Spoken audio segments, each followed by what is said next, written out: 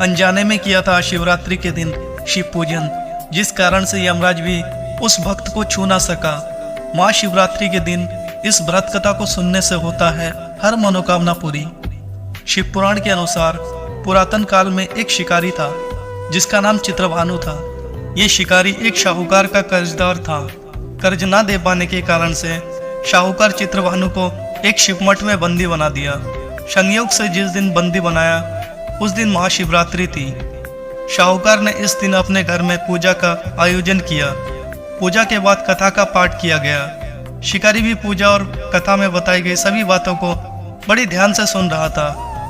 पूजा का कार्यक्रम समाप्त होने के बाद शाहूकार ने शिकारी को अपने पास बुलाया और उससे अगले दिन ऋण चुकाने की बात कही। इस पर शिकारी ने वचन दिया। तब जाकर शाहूकार ने उस शिकारी को मुक्त किया। शिकारी सीधा जंगल में शिकार के लिए आ गया।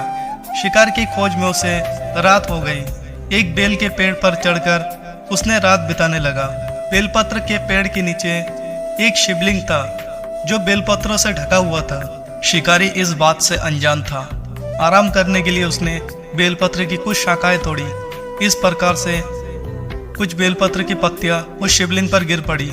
शिकारी भूखा प्यासा उसी स्थान पर बैठा रहा। इस प्रकार से शिकारी का व्रत भी पूरा हो गया था।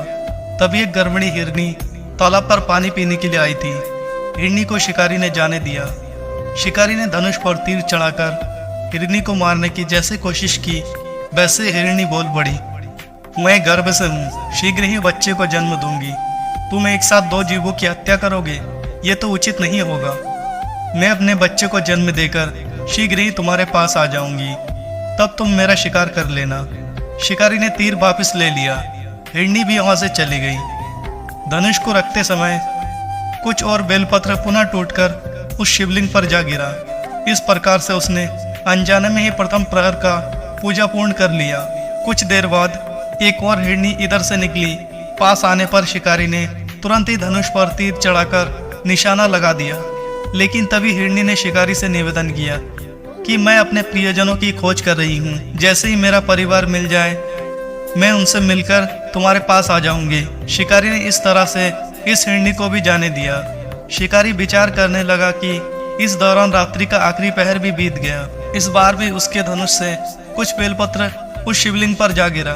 इस प्रकार से उसके द्वारा दूसरे पहर का भी पूजन प्रक्रिया पूरा हो गया था। इसके बाद तीसरी हिरनी दिखाई दी जो अपने बच्चों के साथ इधर से गुजर रही थी। शिकारी ने धनुष उठाकर निशाना साधा।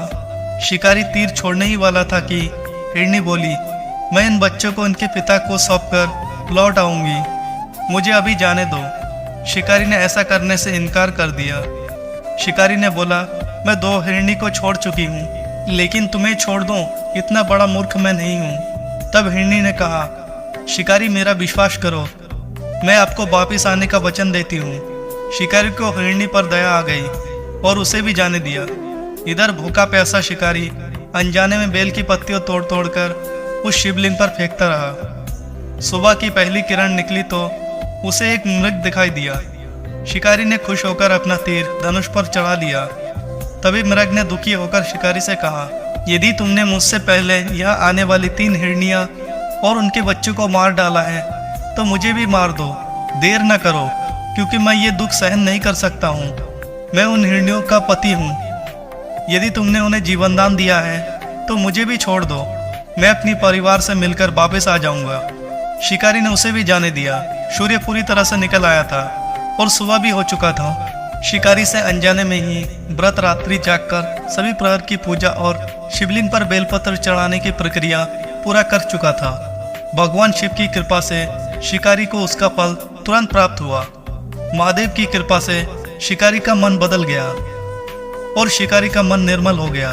कुछ देर बाद ही शिकारी के सामने संपूर्ण मृग परिवार मौजूद था ताकि शिकारी उनका शिकार कर सके। लेकिन शिकारी ने ऐसा नहीं किया और सभी को जाने दिया। महाशिवरात्रि के दिन शिकारी द्वारा पूजन की विधि पूर्ण करने के कारण उसे मोक्ष प्राप्त हुआ। जब शिकारी की मृत्यु हुई तब यमदूत शिकारी को लेने आए। तब शिवगणों ने उन्हें वापस भेज दिया।